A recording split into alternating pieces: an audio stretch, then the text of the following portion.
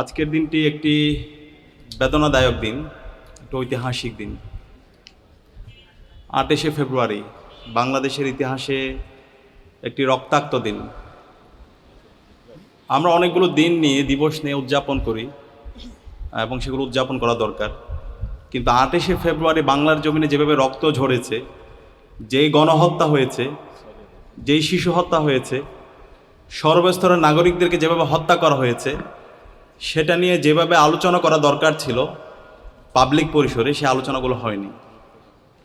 2013 সালের 28শে ফেব্রুয়ারি আল্লামা দেলোয়ার হোসেন সাঈদী হুজুরের রায় পরবর্তী সারা দেশের মুক্তিকামী ছাত্র জনতা রাজপথে নেমেছিল।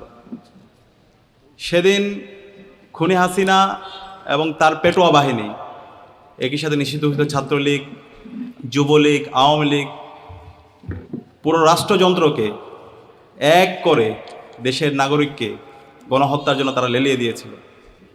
আমরা দেখতে পেয়েছি একদিনে প্রায় শতাধিক মানুষকে হত্যা করা হয়েছে, হাজার হাজার মানুষ পঙ্গু হয়েছে, এবং এটা সপ্তাহব্যাপী গণহত্যা সংগঠিত হয়েছে।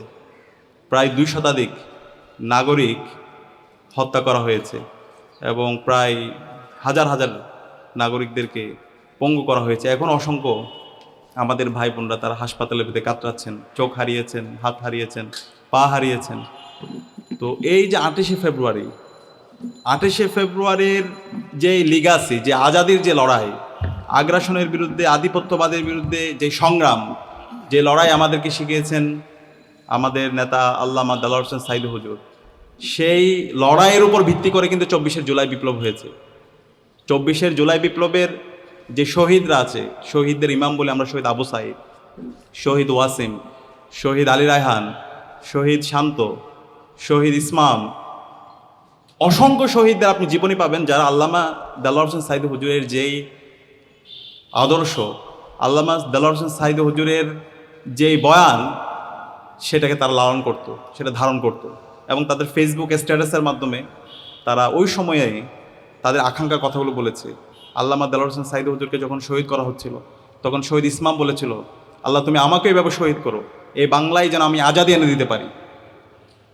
তো সেই ইসমাম 2024 জুলাই বিপ্লবে তিনি শহীদ হয়েছেন। শহীদ আবু সাঈদের স্ট্যাটাস থেকে আমরা দেখতে পেয়েছি। তো এই যে জুলাই বিপ্লব, এই জুলাই বিপ্লব এটা একদিনও হয়নি, এটা দীর্ঘদিনের মানুষের লড়াই সংগ্রাম আছে, অসংখ্য মানুষের রক্ত, তাদের স্যাক্রিফাইসের মাধ্যমে আজকে জুলাই বিপ্লব পেয়েছি। এবং এই জুলাই বিপ্লবের অন্যতম যেটা হচ্ছে আমাদের পাটাতন তৈরি করে দিয়েছে, সেটা হচ্ছে 28শে ফেব্রুয়ারি। তো সে কারণে এই 28শে ফেব্রুয়ারি নিয়ে, 28শে ফেব্রুয়ারি গণহত্যা নিয়ে আমাদের অনেক বেশি পাবলিক পরিসরে আলাপ হওয়া দরকার, কথা বলা দরকার। আমরা আজকের এই দিনে ঢাকা বিশ্ববিদ্যালয় কেন্দ্রীয় ছাত্র সংসদ এবং বাংলাদেশের ছাত্র সমাজের পক্ষ থেকে 28শে ফেব্রুয়ারির সকল শহীদদের শ্রদ্ধার সাথে স্মরণ করছি। আমরা নতুন সরকারের কাছে আমাদের দাবি থাকবে, ছাত্র সমাজের পক্ষ থেকে দাবি থাকবে, 28শে ফেব্রুয়ারির সকল শহীদদেরকে যেন রাষ্ট্রীয় সম্মাননা দেওয়া হয়, তাদেরকে রাষ্ট্রীয় স্বীকৃতি দেওয়া হয়। একই সাথে এই সকল শহীদদের এবং আহতদের রাষ্ট্রের পক্ষ থেকে পুনর্বাসনের ব্যবস্থা করা হয়। এবং একই সাথে এই 28শে ফেব্রুয়ারি খুনি হাসিনা এবং তার দোসররা যারা গণহত্যা এবং শিশু হত্যা করেছে, 2000 আমাদের ভাই বোনকে শহীদ করেছে এবং হাজার হাজার আমাদের ভাই বোনদেরকে পঙ্গু করেছে, যারা এই খুনের সাথে, গণহত্যার সাথে জড়িত আছে, তাদেরকে যেন এই বাংলার জমিনে বিচার আওতায় নিয়ে আসা হয়। এটার জন্য যেন একটা কমিশন, স্বাধীন কমিশন গঠন করা হয়। গত 16 বছরে, গত 13-14 বছরে সেটা হয়নি। আমাদের প্রত্যাশা থাকবে নতুন সরকার এই কাজটি করব। এবং একই সাথে ওই সময়ে যারা জাতীয় নেতৃবৃন্দ ছিল, জাতীয় নেতৃবৃন্দদের বিরুদ্ধে বিভিন্নভাবে তাদের বিরুদ্ধে অপবাদ দিয়ে বিচারের নামে অবিচার করা হয়েছে, যেটা আমরা এটিএম আজাহার ভাইয়ের রায় পরবর্তী বিচার বিভাগ থেকে, কোর্ট থেকে যেটি বলা হয়েছে, এটা বিচারের নামে অবিচার হয়েছে, একজনের বিচার অন্যজনের উপর দায় দিয়ে দেওয়া হয়েছে। সুতরাং এই আন্তর্জাতিক অপরাধ ট্রাইব্যুনালের বিগত সময়ে যে রায়গুলো হয়েছে, সেই রায়গুলো আবার রিভিউ হওয়া দরকার। এবং আমাদের আল্লামা দেলোয়ার হোসেন সাঈদী হুজুরকে সর্বশেষ মেডিকেল কিলিংয়ের মাধ্যমে ওনাকে শহীদ করা হয়েছে, হত্যা করা হয়েছে। এই হত্যাকাণ্ডের সাথে যারা জড়িত ছিল, তাদেরকে যেন এই স্বাধীন বাংলাদেশে বিচারের আওতায় নিয়ে আসা হয়।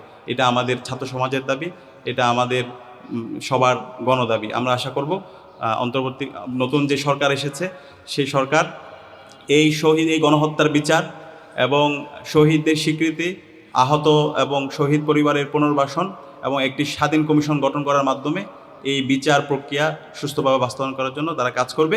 এবং একই সাথে আল্লামা দেলোয়ার হোসেন সাঈদী হুজুর আমাদেরকে যে আজাদির লড়াই শিখিয়ে গেছে, যে ইনসাফের লড়াই আমাদেরকে শিখিয়েছেন, ভারতীয় আধিপত্যবাদের বিরুদ্ধে, আগ্রাসনের বিরুদ্ধে তিনি যেভাবে প্রতিবাদ প্রতিরোধ জারি রেখেছেন, সেই লড়াই সংগ্রাম যেন আমরা জারি রাখি, তার উদাত্ত আহ্বান জানিয়ে আমি আমার কথা এখানে শেষ করছি। আসসালামু আলাইকুম।